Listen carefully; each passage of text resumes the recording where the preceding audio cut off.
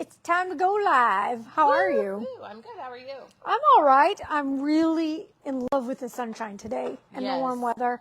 The warm weather. The warm weather is fantastic. So. I just told somebody to not get too mesmerized by it because it's, our false.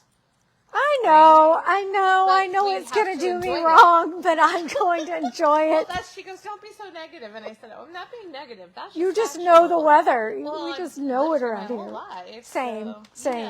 But I told her, I said, that's not being negative. That means you enjoy it, like absorb it. Yeah, Don't you just take it soak for it granted. in. For real. But I guess I didn't say it that way. And she's like, she said, don't be so negative about it. We just know better.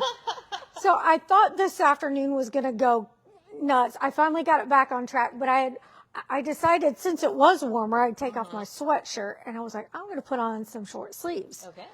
So I go to put on the short sleeves, and then I went and put this, skin oil on, and it went. Oh no. And it was that kind of material where, the oil's going to have to be washed out, or it's just going to stain there forever. Yeah. So this is what you got. Folks, sorry. This is what it does have. It's a podcast. I do like it. So it's appropriate. I was looking in the live so I could see it better, so I didn't have to go. What you got on there, Trina? But that's what I have. That's what I have for today. And this is Run It Studios presents Inspiring New Growth with Trina and Michelle. And this is Networking in the 417. I still don't have it all committed to memory. I have to look at my notes. Well, this is only our third one. Only our third one. So half the time I don't even know things about myself committed to memory. So that's okay. It's always better. That's okay. This is like a newsletter, but hopefully a video that you will watch. And if you can't watch it live and join us, maybe later you can watch it and get some ideas about networking, know what's going on with Inspiring New Growth, the chapters. Is your hair bothering you? It is bothering me. I was looking in there. It just looks so flat. That's kind of the thing about the video. It's like I could sit here and pick myself apart all day. And so I'm like... Well, it was just that side was really flat. And And if your hairdresser sees it, gasp. I know. I happen to know he's busy right now. He's not watching, but he will go back and look at it later. And then sometimes he sends me things like he'll circle something on the picture and go, hey, come in. I need to see you. We need to do something different. I'm like, okay. That's a good hairdresser, though. He gets ideas when I'm on my lives. Yeah, he gets ideas when I post pictures or I'm on my lives. I do both love and hate that at the same time. Oh, that's what happens when your hairdresser is like family. That's a good thing. That's a good thing. It is. So if you are watching the video, we'd love it if you would ask your question. Just say hi. Tell us what chapter you're with. Or if you're thinking about joining a chapter, we'd be glad to field any questions that we can. Yeah. If you have an event that you know of that you want us to shout out, or something going on with your business. Maybe you're running a special. Let us know and we'll say something if we can see it. Hopefully we won't have any. We are happy to talk about you. Yeah, for sure. I mean that's in a good way. In a good way. That's what it's all about. Telling everybody what's going on. Yeah, in a good way. In a good way. In a good way. That's right. So we are live from Vino Cellars. Yes, which we are so glad that they sponsored this space for us. It's so cool. I mean, and then when it's nice out, they open the doors so you have that outdoor feel without, your wind blowing off your food or drink or whatever. Have a yummy glass of wine. Or fancy water. Show the fancy water. Oh, yeah. I just love this. Yeah, this excites Trina. I'm very easily As impressed. soon as you come in, I'm like, where's the water? They bring you this lovely bottle of water to your table, and there are water glasses right there. And Trina gets very excited because she feels like they made this special for her. And it does taste really good. Yeah, I don't know if it's extra purified or filtered or whatever, but I don't know, but I do know that it is. It's not just tap water, and I'm from the Ozarks, so I can't tell the difference. She's talking to Ethan over there. He's like, no. Ethan is waving from behind the bar. Yeah, he says, no, it's not special. He didn't want to come on the live, which we totally respect, but we're glad that he's putting up with us right now. We really appreciate it. But nobody gave him the heads up, so he didn't know. So we didn't know. Here we come in, and we've got our camera. And can you turn the lights up and music down? Yeah, we just come in and take over for a little while. But Vino Cellars, you really have to come by. If you haven't been in here, They have these great little sitting spaces. It's just so comfortable. It's Yeah. just welcoming. It I is think welcoming. That's the big thing. And they have some events going on. I was going to say you were over there checking them out. What's the deal? Hold on, I have to pull them up here because I thought I would remember them. You couldn't commit it to memory either. No, My goodness, couldn't. it's not just me. But let's start with March 26th. I love this. March 26th at 6 p.m. they have Ode to Bordeaux. Oh, okay. And that's a pairing dinner experience. Yeah. So you have to go online to their website and sign up for it. But basically, they teach you pairings with the different foods. And obviously, I'm assuming this is about Bordeaux. So, and then on March 29th, they have Vino Epicurean Nights, Australian. Ooh, neat. So you could come and learn all kinds of great things about wine while drinking the wine, while eating the food. And the food is really good, by the way. It's really good stuff. But no, I've heard, I've been here for a couple of different events, and it's always so much fun. And I love the community environment they create. Yeah, yeah. It's really nice. So let us know if you've got an event too coming up or something going on with your business. We'd love to talk about it. So I wanted to I picked out a topic today that I know that you can speak to and that I feel like a lot of us would benefit from. And that is either a lot of people call it the elevator pitch. I think, it's your 5 seconds or maybe it's a little bit longer than that. It's generally about 30 seconds. Okay. So we're visual. Humans are visual. We think it's our opposable thumbs that make us different than the animal kingdom and than others in the animal kingdom. And it is, but it's really the fact that we judge things, first of all, visually. And when I say judge, I don't mean judge. I mean, we bring in information visually. And so when we walk into a room, within 7 seconds, we know. Hi, Cody. Hey, Cody. We know who we're going to immediately be drawn to in that room. And once someone has laid eyes on you, that 7 seconds, then you really have about 30 seconds more to tell them why they need you or why someone they know needs you in your business. Okay. So, first of all, why is it so hard not everybody. Some people are naturally eloquent. They know what to say. And some people kind of freeze up. Even if they've been doing their craft for years, they still kind of I feel clumsy sometimes or just not sure what it is they might need to know. So what's the best way to have it refined, polished, and ready to go? Well, the first thing is you really need to think about what it is that you do, not the title of what you do, because it's really only about, I think it's 10% of the people out there who can just readily spout the information out or talk to anybody. So 90% of the people out there struggle in some way or form to talk about it. So it's more common to feel what you were saying than to just be able to rattle it off. So the first thing you have to do is really think about what it is that you do for people. Okay. Your expertise and value, what makes you different. Yeah. So that's a big one, especially in a world where there are probably a lot of people who do what you do. Why you? Why you? The next thing you need to do is be thinking about who your ideal clients are. And in that case, the answer is never anyone or everyone, because your ideal clients, that's not true. Your ideal clients are different than somebody else's ideal clients. So you need to think about maybe who was your favorite person you ever worked with? Who was your favorite topic? Who was your favorite client? Who did you do something really magical for? Those are all things to think about. You also need to know what the perception is of your business. So, because perception is reality, but that doesn't make it truth. And so whatever people think about you or your business is their reality. Okay. But you have control over that. So example would be, if you are in the insurance industry and you are an insurance person, what does that really mean? So if you're an insurance agent, what do insurance agents actually do? And most people don't really know the answer to those questions. You can know the nuts and bolts of your business, but if you can't talk about the business and explain it, you're missing out. And so you have to think about, what does an insurance person, an insurance agent do? Why is it important to have one? Why is it important to know that person instead of just randomly getting insurance online, things like that. Yeah. So that's what you have to really think about. And it's great to ask people questions about what you do too. Like, what do you think I do? What's my job? What's my job description?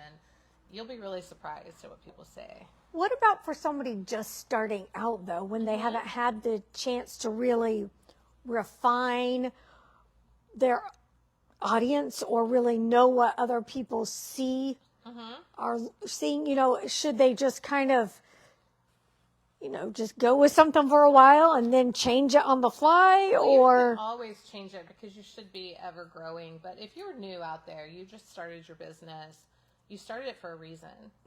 So what is your story? What's your why? What is it about you that people need to know? People do not do business with your product or service. I mean, they do. Obviously, they need it. Yeah. But they do business with you. So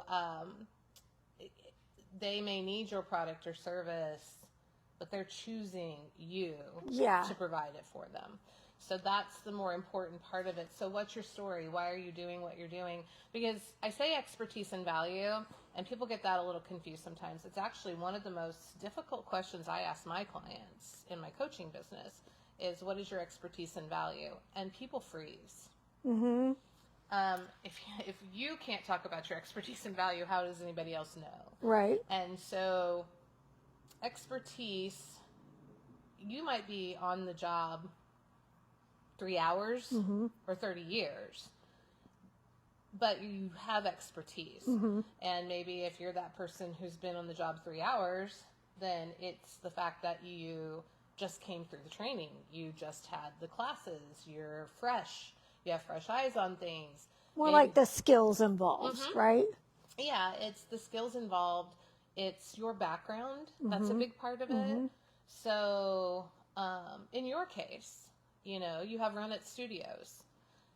Well, you may have only had Run It Studios for a short period of time, but you have vast experience in the world of radio. Right. And so that is part of your value, is that you have seen what works, you've seen what doesn't work, you've seen what's needed, you've seen how to feature business people, things like that. You've done the podcast yourself, so you know how to help somebody have a podcast for their business. Yeah. You do those things. So, and one of the things that people, especially in our area, because we're here in the Midwest, and we're very taught to be humble. So people are afraid to share their expertise and value because they don't want to be bragging. Yeah. And that's where people need to understand that you can still be humble and talk about why you're good at what you do. Yeah. Yeah. Because that's not bragging, that's fact. Yeah. That's saying, here are the people I can help. Yeah. So I think those are the biggest things. Know what people, the perceptions of your business. Think about your expertise and value. Think about your ideal clients. And you know how you said if you're new and you don't know who that is yet? You probably do, because you started your business for a reason. Something threw you into that business. Yeah. Like I just heard an insurance person say, an insurance agent. I'm pretty sure she's an agent, not a broker, but she was sharing the story about the fact that she got into the field because of a friend who had poor coverage. Yeah.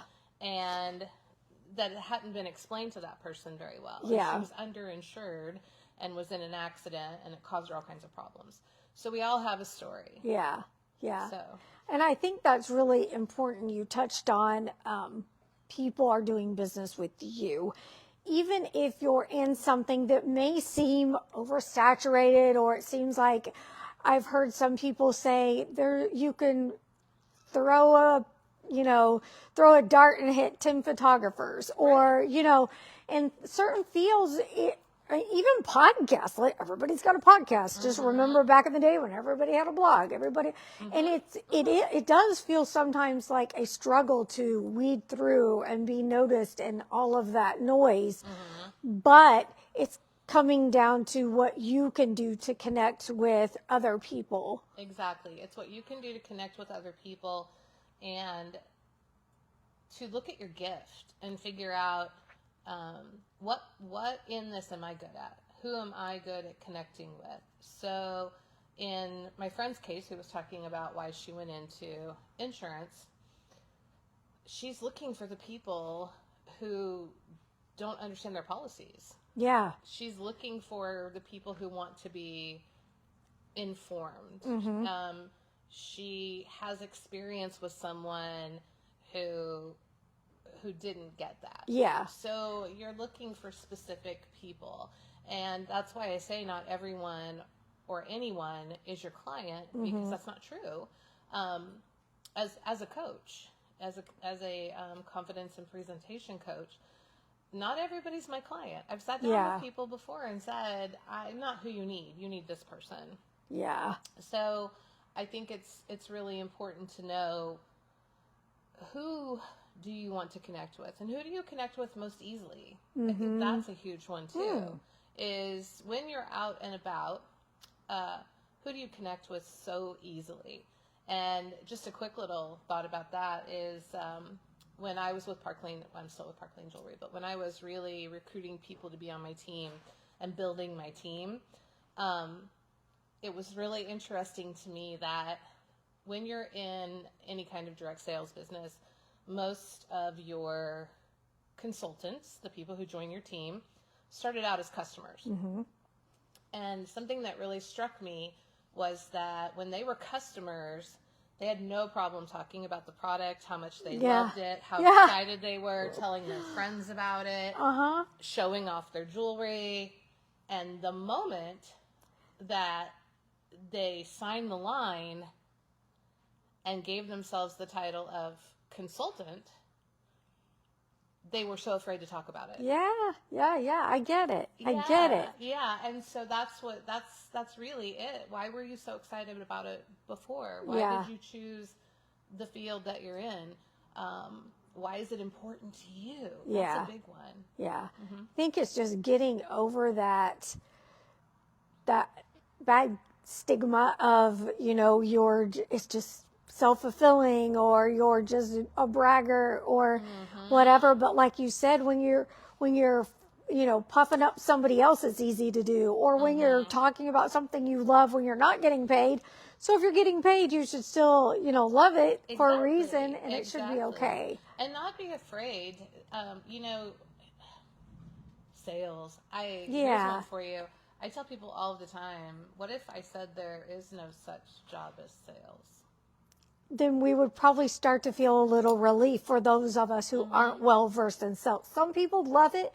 They get it. They can do it, no problem. But for some of us, where I think it's kind of changed, but I always mentally go back to the retail thing where you were just pounced on as soon as you walked through the door.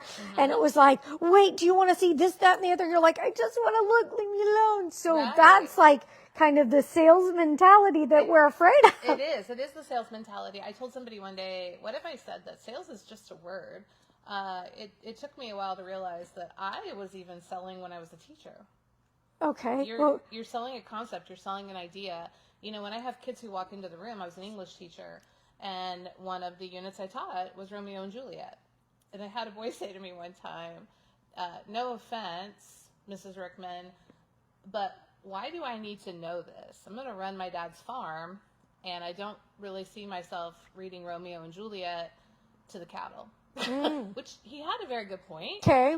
But I was able to explain to him that it wasn't about Romeo and Juliet itself or the story. It's about what you learn from the stories. And that here's some things that he might use Mm-hmm. when he's running that business. Uh-huh. And so you're convincing people all of the time. Did you always feel like you were doing improv as a teacher? You just had to stay on your toes All the time. all the time. All the time.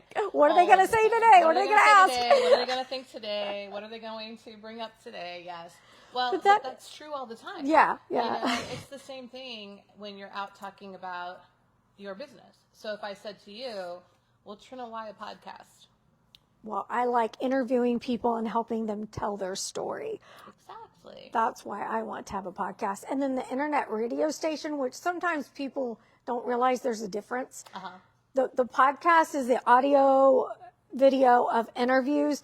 The streaming station is just like you would go listen to the radio, but you listen from your browser. But that's because it was so heartbreaking when I was in broadcast radio. I still remember to this day, a gentleman walked through the door with the old school tape player and said, my granddaughter's song is on here. Will you listen? Can you play it? Mm-hmm. Of course we couldn't. Oh, sure, we had some access to music, but the way it actually works is not how you think it works. Mm-hmm. We couldn't just put anything on the air, and just to be able to give it a listen,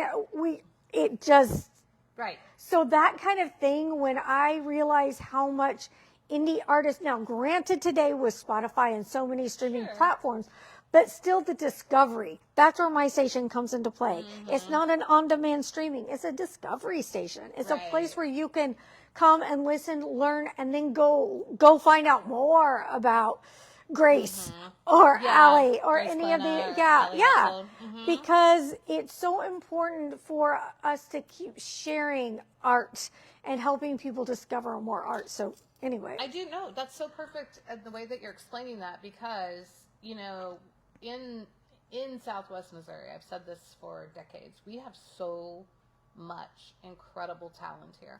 And I'm sure other places do too.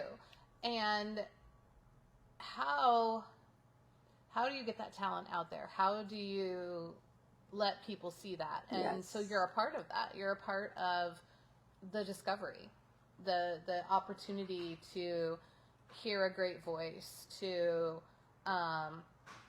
know somebody. Mm-hmm. And I have seen that happen over and over again. One that I know, and it's not local, but this was a big learning curve for me, is, you know, Benson Boone has become a household name. Yeah. Benson Boone songs? Yeah. Okay. So my daughter Anna has known about Benson now for years. She stumbled onto him on TikTok. Right. And so then she became a moderator on his Discord. Seriously? And yeah. How funny. Yeah, when there were hardly any people in it. So that's hilarious. You become a mod, you get to meet the people. And so I have seen the process of how that can happen with the technology that we have now. So if you know somebody who is a great singer, performer, songwriter, you need to introduce them to Trina, because she needs to know about them. They need to know about her. Yeah.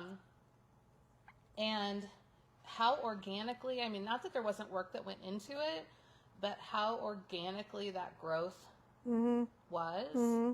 That he went from a year ago this past summer with his first tour to being on the Grammys. Yeah. Yep. In a year. Yeah. It's crazy. So it is crazy. It is crazy. Or 2 years ago, I guess. 2 years ago this past summer. No, a year ago this past summer. That's right. It was a year ago this past summer. So that she was at a concert in Chicago with other mods. Mm-hmm. And again in Omaha.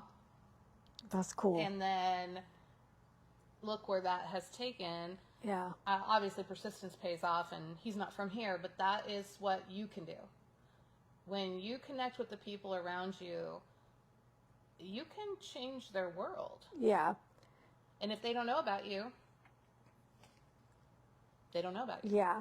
So are there any of you out there that are watching? Do you have a struggle with getting your pitch right? And what have you done to overcome it or refine it? I do feel like, kind of like what you said earlier, you always grow and evolve and change, and it's okay to have it one way one week and something else another week if it fits Absolutely. your story. I think we get very stuck sometimes in the idea that there's just one way to do it, and there isn't.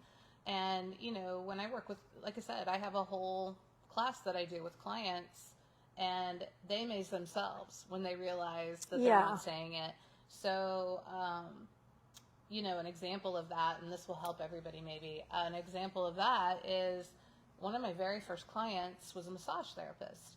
And she was really frustrated because she was talking about massage and she wasn't getting bookings in the networking world. And so I reached out to her and said, I think I can help you with this. I understand your frustration. Let me see what I can do. So when I sat down with her, my first question was, what do you do for people and how did you get started in this? And she started telling me her story, and I was mind-boggled that she hadn't been sharing her story. Her basic message was, I'm a massage therapist. If you're in pain, come see me. Well, most people are in pain of some sort. Yeah. They don't even realize it. And the perception was, with the people she was talking to, that massage was a luxury, that it's pampering, that it's relaxation, which it is, can be, all of those things. But it's also therapeutic. And she started telling me that her very first job was in a clinic for trauma rehab. Okay. So these people had been in accidents, traumas, and it was rehabilitation, and she was the massage therapist. And she was telling me stories about how that worked out. And then I said, well, if you could pick an ideal client right now, what would it be? And she said, vocal performers. Totally caught me off guard. Yes, exactly.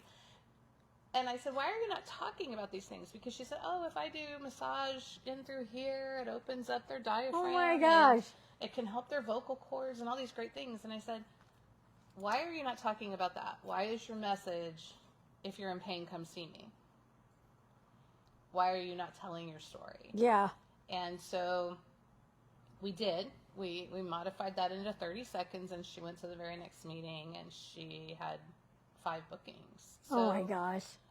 So yes, change your story. Don't keep doing the same thing over and over again, hoping for different results. And sometimes it's just rubber ducking it. You know, just talking it out until, you know, something clicks and you're like, oh, yes, that is why I do it. Let me write that down. Yes. So when I'm sitting in a networking meeting and I hear somebody say, oh, I'm this, and everyone knows what I do. Oh, there we go. Hi, we're back. It draws connection like every so often. Sorry. It does. So we just, you know, we're back. We just hang out. We blinked. So once you kind of, do you have any like other suggestions? Like, should we kind of be taking notes here and there as we're thinking of these things to form a better pitch? Absolutely. You know, if you work with a client and you're so happy and fulfilled after helping that client, then you should be taking notes about that. You know, client stories are great. They make you see what people need. Maybe it's that you take those extra steps. Maybe your clients have told you that you're really good at breaking things down and explaining them. Maybe they've heard what you do 100 times, but the way that you told them was different. Maybe it's jotting down some things from your background. Why would I trust and believe what you're saying? Well, maybe it's because of something in your experience. Well, let's talk about taking that to a networking meeting.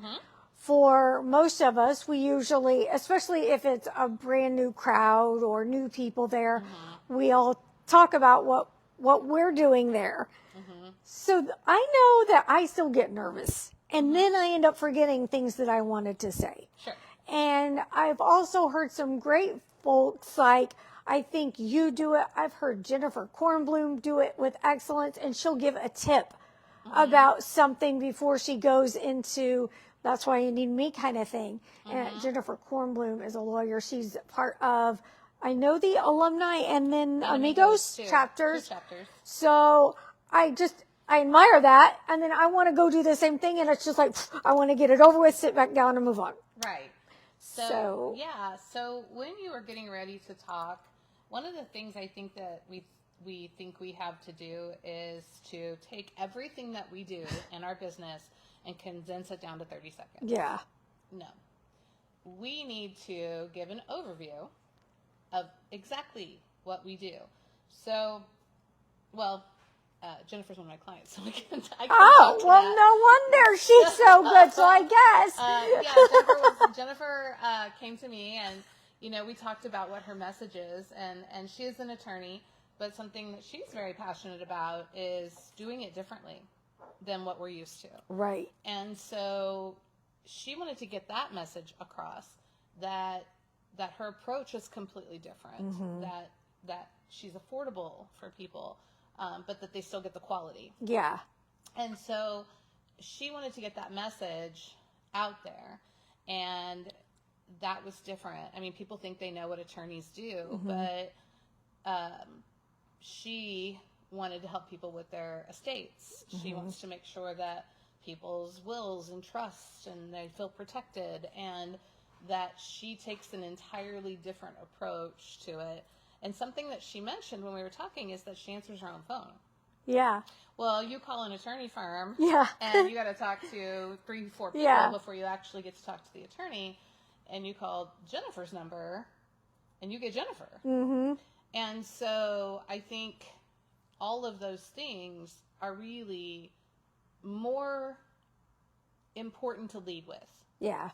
Than the fact that she does wills and trusts. Yeah. So I think that's really important. And then also to be informative. How do you show people what you know? Yeah. How are you showing people what you know?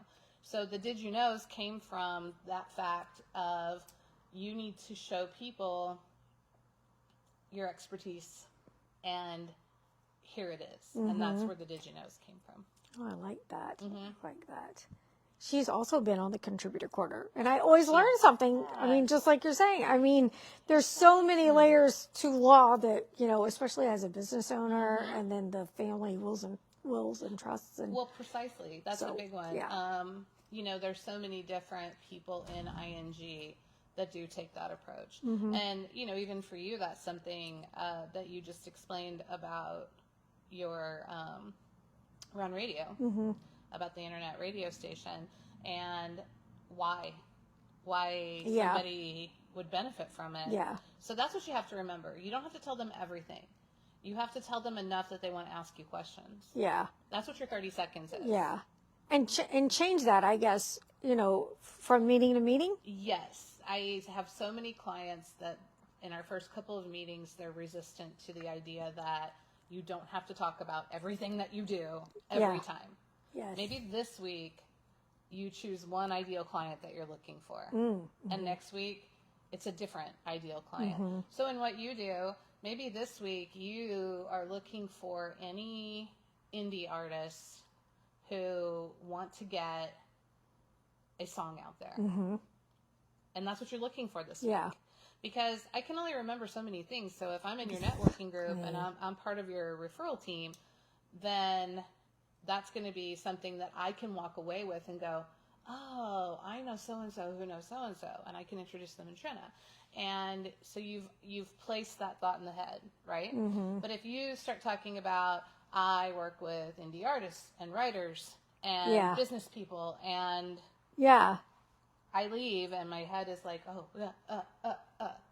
But this week, maybe you want to help 4 indie artists get their music out there, 4 authors get their stories out there. And that helps me be a little less anxious too, because if I'm trying to remember all that stuff too, then no wonder I'm going to be wound up. There's also another myth out there that you should never have your notes when you're talking to anybody who's ever taken public speaking class.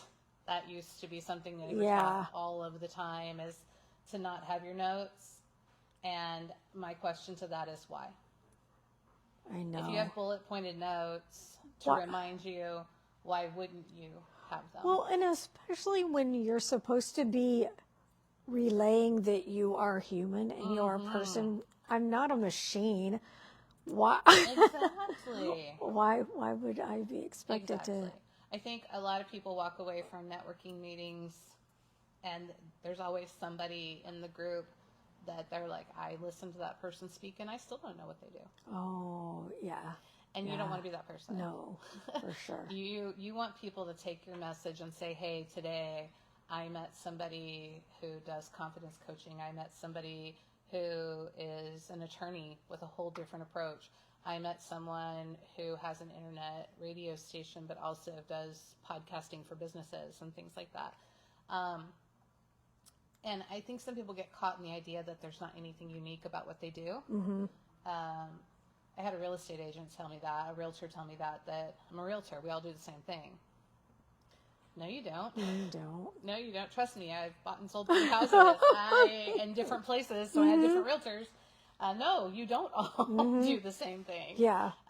The service that you provide, what is it that you do? And don't get so confident in the nuts and bolts of your business that you think everybody knows. Yeah. Yeah. I think that's something that a lot of times we hope they know. We said it once. They're going to remember, or you're going to sound like a broken record or whatever. Well, we were talking about jargon earlier, that sometimes we know the nuts and bolts of our business so well that we'll throw something out there, assuming that everybody knows what it is or how it works. And everybody's guilty of that. Yeah. We do a lot of assuming. Or we assume that people in the room don't care. Or we assume that they aren't interested. Or we assume that... Yeah. Yeah. So. Or we're afraid we're going to bother them, or I don't know. So, yeah. All right. So we've got some good takeaways for the elevator pitches. If you have any other questions, drop them in the comments. We've got some good topics coming up, so we hope that you'll keep watching. And also, if you have an idea for a topic or something that you want to learn more about, definitely let us know. You can send us a message, or if you have time in your schedule and come in and join us, we would love that. We're going to be talking about some networking success stories, so we would absolutely love to have you come and talk about how clients and partnerships and opportunities have gotten even better with you through networking. So, do we have a little tiny guest? I do. Let's see. Oh, he's sleeping. He's sleeping. We can bring him up there. I can lift him up. I just got a special delivery. There he is. Her tiniest client. Yes, my tiniest client. Aww. Yes. He calls me Mimi. He was sleeping, but he just woke up for the camera. He's like, hey. Yeah. He likes being a star.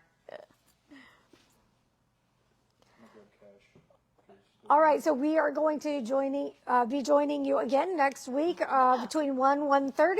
And if you have any questions, comments, thoughts, please send them our way. Until then, good luck with your networking. Good luck with your chapter, and tell everybody about Inspiring New Growth. And you can find out more at inspiringnewgrowth.com. And you can watch these videos if you missed them. The lives are still up, but I also put them on the podcast platform, so you can listen, watch on all the platforms. Link over from runitstudios.com. And if you go to YouTube, there is a special playlist, so you can just see them all there. Yeah. All right. Until All next time. We'll see you later. Next week.